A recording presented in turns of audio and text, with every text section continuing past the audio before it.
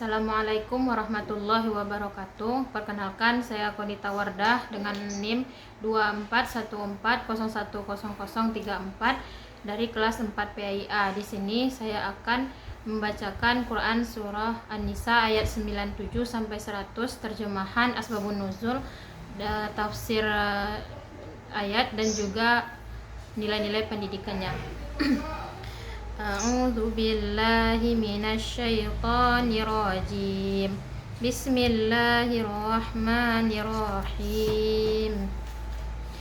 Innal ladzina tawaffahumul malaikatu zalimi anfusihim qalu fima kuntum qalu kunna mustad'afina fil ardh.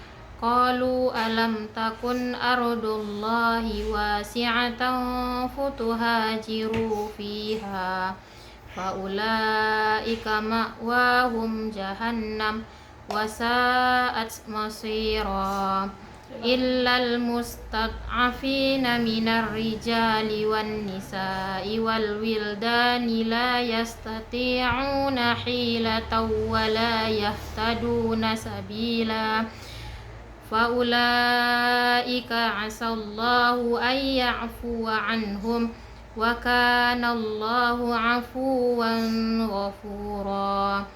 Wa may yuhajir fi sabilillahi yajid fil ardi muragaman katsiran wa sa'ah. Wa may yakhruj min baitihi muhajiran ila Allahi wa rasulihi thumma yudrikhul mautu faqad waqa'a ajruhu 'ala Allah wa kana Allahu ghafurar rahima. Artinya, sesungguhnya orang-orang yang dicabut nyawanya oleh malaikat dalam keadaan menzalimi sendiri, mereka para malaikat bertanya, "Bagaimana kamu ini?" Mereka menjawab, "Kami orang-orang yang tertindas di bumi Mekah." Mereka para malaikat bertanya, "Bukankah bumi Allah itu luas sehingga kamu dapat berhijrah berpindah-pindah di bumi itu?" Maka orang-orang itu tempatnya di neraka Jahannam, dan Jahannam itu seburuk-buruk tempat kembali. Kecuali mereka yang tertindas, baik laki-laki ataupun perempuan, dan anak-anak yang tidak berdaya dan tidak mengetahui jalan untuk berhijrah, maka mereka itu mudah-mudahan Allah memaafkannya. Allah Maha Pemaaf, Maha Pengampun.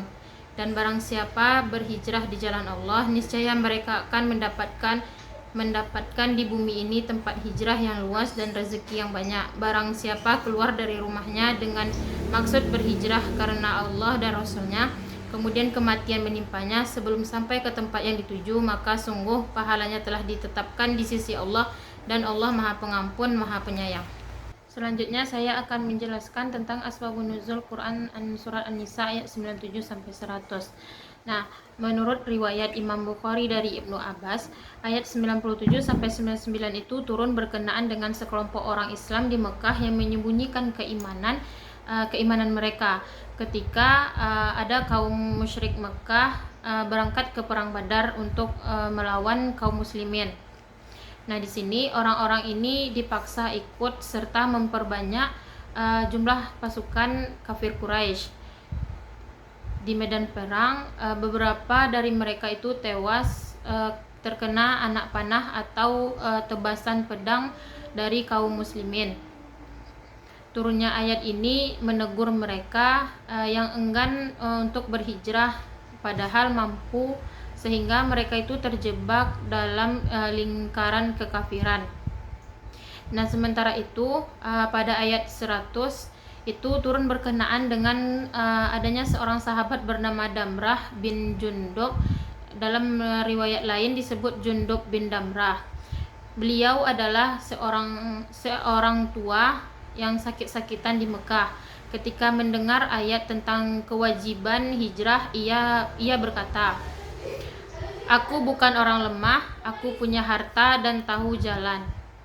Lalu ia meminta anak-anaknya mengusungnya dengan tandu menuju Madinah. Namun di tengah jalan di wilayah Tanim. Ia wafat sebelum sampai ke Madinah. Allah kemudian menurunkan ayat 100 sebagai jaminan pahala baginya.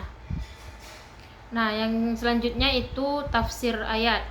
Tafsir ayat 97 sampai 99 itu kewajiban hijrah dan uzur, menzolimi diri sendiri, yaitu merujuk pada orang-orang yang menetap di lingkungan kafir atau maksiat yang menindas iman mereka, padahal mereka itu memiliki kemampuan finansial dan fisik untuk berhijrah ke tempat yang aman demi menjaga agamanya.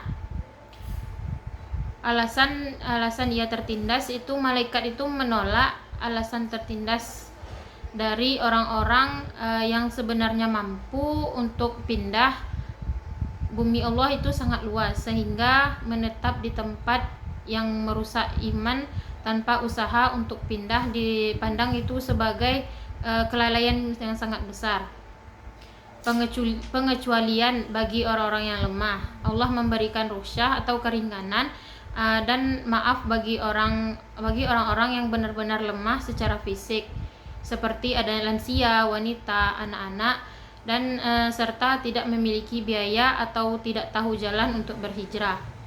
Selanjutnya itu tafsir ayat 100, yaitu tentang keutamaan hijrah. Nah, di sini adanya janji kelapangan. Nah, bagi orang-orang yang berani berhijrah demi Allah tidak akan terlantar. Allah menjamin mereka akan menemukan muraghamah, yaitu tempat perlindungan atau bumi yang luas untuk menegakkan kebenaran. Nah, sa'ah itu keluasan rezeki. Selanjutnya itu niat dan tindakan. Nilai suatu amal itu dinilai dari niatnya. Jika seseorang itu sudah melangkah keluar rumah untuk berhijrah, namun ajal menjemputnya, nah di tengah jalan pahala hijrahnya itu sudah tercatat utuh dan sempurna di sisi Allah. Selanjutnya yaitu tentang nilai-nilai pendidikan. Dalam Quran surat An-Nisa ayat 97 sampai 100.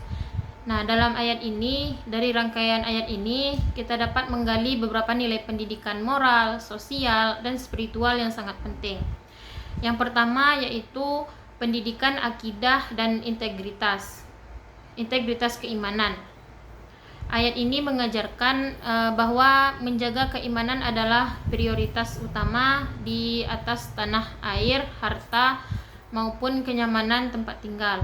Lingkungan yang merusak keimanan itu harus ditinggalkan jika sudah mengancam keselamatan akidah. Yang kedua yaitu pendidikan berbasis proaktif atau anti kelemahan mental.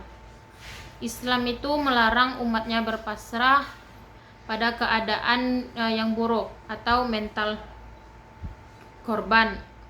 Nah, jika suatu lingkungan atau sistem itu tidak mendukung perkembangan diri yang baik, nah seseorang dididik untuk kreatif, mencari jalan keluar, atau berhijrah atau pindah, bukan meratapi nasib. Yang ketiga yaitu prinsip keadilan dan humanisme Islam. Allah membedakan hukum antara orang yang malas atau enggan berusaha dengan orang yang benar-benar tidak berdaya, atau seperti anak-anak, wanita, dan kaum-kaum yang lemah. Ini mengajarkan pendidik untuk selalu bersikap adil dalam menilai kemampuan seseorang. Yang selanjutnya yaitu pendidikan berorientasi proses. Nah, ayat 100 itu mengajarkan bahwa dalam Islam hasil akhir adalah hak prerogatif Allah, yaitu manusia dinilai itu berdasarkan niat dan usahanya. Selama seseorang itu sudah mulai melangkah menuju kebaikan, ia sudah dianggap berhasil di mata Allah. Nah, meskipun ajal memutus langkahnya di tengah jalan. Nah, selanjutnya yaitu pendidikan optimisme. Allah menjanjikan jalan keluar dan kelapangan bagi setiap orang yang berani melakukan perubahan atau melakukan hijrah ke arah yang lebih baik. Ini menanamkan sifat optimis dan pemberani dalam diri peserta didik. Nah, mungkin cukup sekian materi dari saya. Assalamualaikum warahmatullahi wabarakatuh.